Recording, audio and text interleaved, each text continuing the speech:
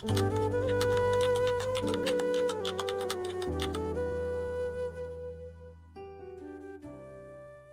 guys, welcome back to my YouTube channel.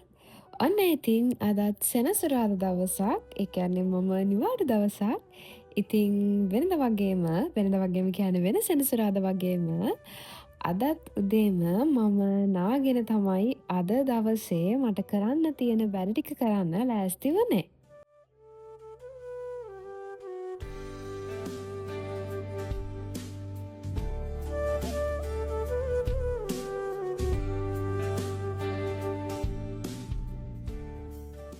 මොනා කරන්නත් කලින් කාලා ඉන්න බෑ. ඉතින් අද උදේට කන්න තියෙන්නේ බත්. මම සාමාන්‍යයෙන් උදේට බත් කන්න කැමති කෙනෙක් නෙමෙයි. ඒ වුණාට ඉතින් අද මුකුත් තිබ්බේ නැහැ කන්න. බත් තමයි තිබ්බේ. ඉතින් බත් එක කාලා තමයි අද දවසේ කරන්න තියෙන ඉතුරු වැඩ ටිකට මම ලෑස්ති වෙන්නේ. කාලේ ඉවරුණාට පස්සේ උදේම මම රෙදි එකක් හේදෙන්න දාලා තිබ්බා. ඒක වනන්න ගත්තා. මේ වගේ වෙලාවට වැනුවට පස්සේ දවල් 11 12 විතර වෙද්දී හොඳට රෙදි ටික වේලිලා තියෙනවා. එතකොට ආපහු සැරයක් තව රෙදි ඉතුරු වෙලා තියෙනවා නම් හවසට හොදලා වේල ගන්න ටයිම් එක තියෙනවානේ. ඉතින් ඒ නිසා මම කරන දේ තමයි උදේම නැගිට්ට ගමන් රෙදි එකක් හේදෙන්න දාන එක.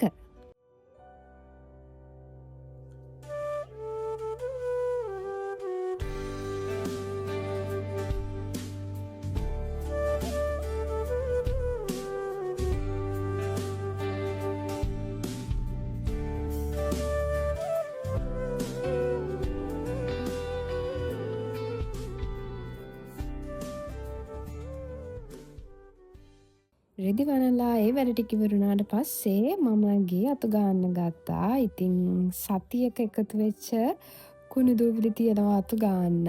හැබැයි අපේ ගෙදර සාමාන්‍යයෙන් දූවිලි එකතු වෙනවා අඩුයි. ඒ වුණාට යාළුවෝ තුන්දෙනා ඉන්නවනේ. ඉතින් එයාලා ගොඩක් වෙලාවට ගේ ඇතුලේ තමයි ඉන්නේ. ඒකත් එක්ක එයාලගේ බූල් හැමතැනම ඉතින් වැටෙනවා. එහෙම ලෙඩකට වැටෙනවා නෙමෙයි සාමාන්‍යයෙන් හැලෙන ප්‍රමාණයක් තියෙනවනේ. ඉතින් අපි යද්දි පස්සෙන් යනවා තාත්තගේ පස්සෙන්මයි හැම තිස්සෙම ඉන්නේ. ආපහු අපි පහළට එද්දිත් එනවා උඩට යද්දිත් යනවා. ඉතින් එතකොට එයාලගේ බූල් ගොඩක් කලාවට හැලෙනවා. ඉතින් එහෙම හැලිච්ච සතියක දේවල් තියෙනවා ඉතින් අතු ගන්න.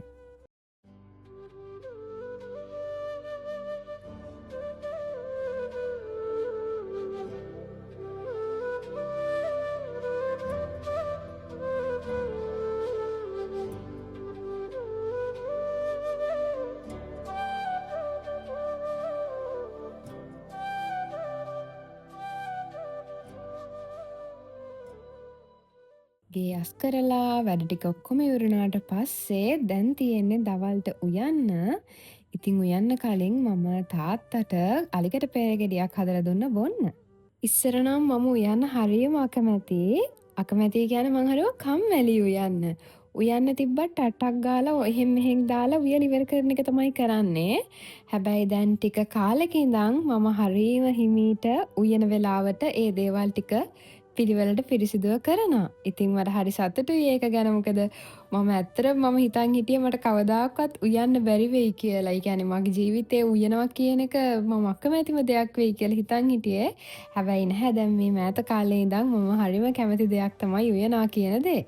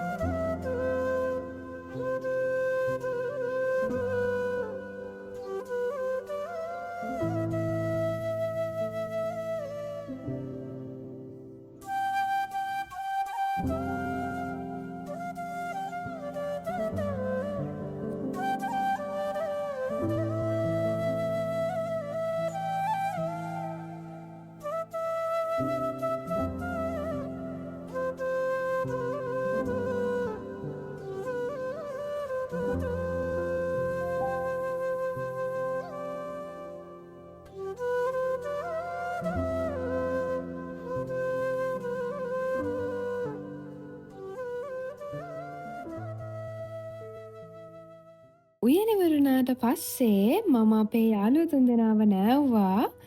තාත්තවයි පුතාවයි නාවන එක නම් ලේසි. හැබැයි සෙලිනෝනව නාවන්න තමයි අමාරු. මොකද එයා හරියම අකමැති නාන්න. ගොරවනවා නාවන්න ගද්දිත්.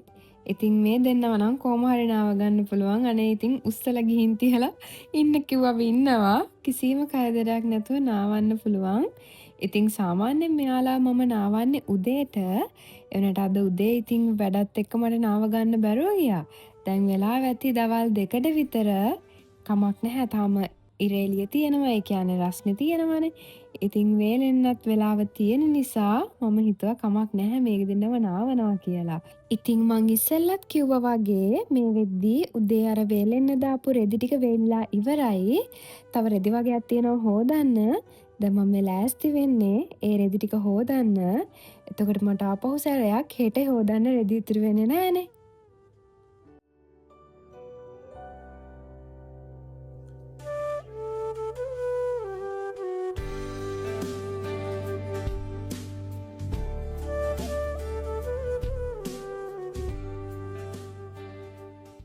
අද උදේට බත් කාපු නිසා මට මේ වෙලාවෙද්දිත් තාම බඩගින්නක් නැහැ. ඉතින් උදේ ඉඳන් ගේ අතු ගෑවා, ඊට පස්සේ කෑම හැදුවා, යාළුවොත් එක්ක සෙල්ලම් කරා, යාළව නෑව්වා. ඒ වැඩ ටික ඔක්කොම කරාට පස්සේ මම වොෂ් එකක් දාගෙන දැන් ලෑස්ති වෙන්නේ පොඩ්ඩක් මූණ සුද්ධ කරගන්න කියලා. මූණ සුද්ධ කරගන්න කියන්නේ ඔයා මගේ වීඩියෝස් කලින් ඉඳන් බලන කෙනෙක් නම් දන්නවා ඇති. මගේ මූණේ පිම්පල්ස් දාලා පොඩ්ඩක් මම අසනීප වෙලා හිටියා. ඉතින් ඒකත් එක්ක මට ඩොක්ටර් රෙකමන්ඩ් කරපු ස්කින් කෙයාර් රුටීන් එකක් තියෙනවා. ඉතින් මට ඒක හැමදාම කරන්න වෙන්නේ නැහැ. ඒත් මේ වගේ මට වෙලාව හම්බෙන හැම වෙලාවකම මම try කරනවා ඒක follow කරන්න. ඉතින් මම මේ use කරන cleanser එක Cetaphil එකේ cleanser එකක්. ඉතින් ඒක මට ඩොක්ටර් රෙකමන්ඩ් කරපු එකක්. ඉතින් ඒකෙන් තමයි මම මගේ මූණ පිරිසිදු කරන්නේ. ඊට පස්සේ ඉතින් මම මේ විදිහට ෆේස් මාස්ක් එකක් දාලා චුට්ට වෙලාවක් ඉන්නවා. ඉතින් මේ වගේ දේවල් මට හැමදාම කරන්න හම්බෙන්නේ නැහැ. මේ වගේ ටයිම් එකක් තිබ්බොත් තමයි මම මේ විදිහට ස්කින් කෙයාර් කරනවා කියලා කරන්නේ.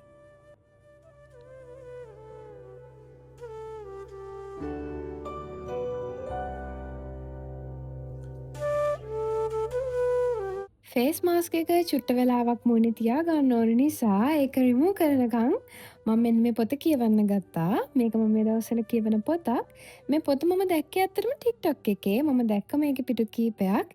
ඉතින් ඊට පස්සේ මටත් ආස හිතුණා මේක අරගෙන කියවලා බලන්න. දැන් මම මේ ලෑස්ති වුණේ අපේ නැන්දලා ගෙදර යන්න. හුඟ කාලෙකින් මට මේ පැත්තට යන්න බැරුව ගියා. ඉස්සර නම් හැමදාම වගේ හවසට මම මේ පැත්තට යනවා. ඒ වුණාට දැන් මට එහෙම හවසට යන්න කාලයක් නැහැ.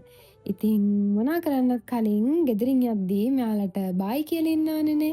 ඉතින් මෙයා ඉතින් හැමදාම මම පඩි පෙළ බහිද්දී මෙන්න මේ පඩියට වෙලා බලන් ඉන්න එයාගේ මූණ අත ගන්නකම්. පව් ඉතින් එයාලා කැමති අපිත් එක්ක එළියට යන්න. ඒත් ඉතින් හැම තිස්සෙම එළියට එක්කගෙන යන්නත් බැහැනේ. මේ තියෙන්නේ අපේ මාමගේ මිරිස් වගාව. ඉතින් මම හුඟ දවසකින් මේ පැත්තට ආවේ. ඉතින් මම අද තමයි දැක්කේ මේ මිරිස් පැලට් ටික දැන් ලොකු වෙලා තියෙනවා.